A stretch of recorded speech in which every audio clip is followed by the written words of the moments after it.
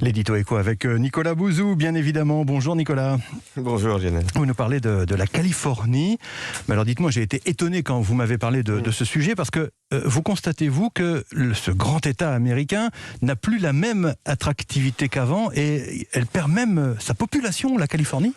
Oui, c'est un énorme sujet aux États-Unis. Alors, on vient d'avoir les données du recensement sur 2021, l'année 2021. La Californie, qui est l'État américain le plus peuplé, 37 millions d'habitants, je vous le rappelle. Puis c'est quand même l'État de la Silicon Valley, des GAFA, d'Hollywood. Et bien, en effet, cet État perd de sa population 1% de moins en 2021. Ça représente quasiment 370 000 habitants de perdus. C'est pire que New York, qui a pourtant de grosses difficultés liées au Covid. Et puis, à contrario, vous avez des États comme la Floride, comme le Texas, comme l'Arizona, qui gagnent beaucoup d'habitants, 220 000 pour la Floride, 170 000 pour le Texas, 93 000 pour l'Arizona. En Californie, c'est la population des villes qui recule. La population de San Francisco, de Los Angeles, de San Diego, ce sont des villes qui perdent énormément en attractivité. Oui, de véritables mégapoles. Mais alors, à quoi c'est dû ?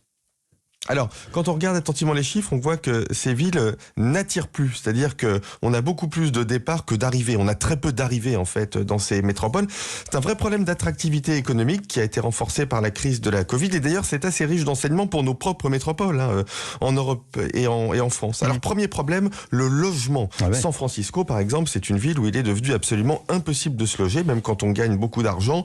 Le prix médian d'une maison, c'est 1 million d'euros. Les loyers sont 3 fois plus chers qu'à Paris.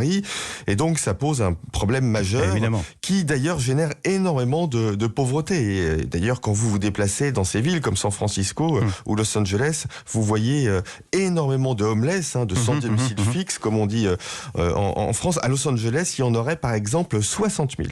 Autre problème, l'immigration incontrôlée, qui, là encore, fait énormément débat aux États-Unis, presque plus qu'en France. Quatrième problème, les impôts et la surréglementation. La Californie est un État de gauche, avec des impôts qui sont très élevés, alors que dans un État voisin, le Texas par exemple, il n'y a pas d'impôt sur le revenu. Ça explique d'ailleurs le fait que le Texas, lui, gagne comparativement en attractivité. Vous avez peut-être entendu parler du fait que Elon Musk avait décidé de déménager Tesla de la Californie vers Austin, qui est la nouvelle grande ville très dynamique du Texas. Alors justement, s'il y en a qui en profitent aux États-Unis, est-ce qu'il y en a qui peuvent profiter en Europe ? Est-ce que ça peut être bon pour nous finalement ?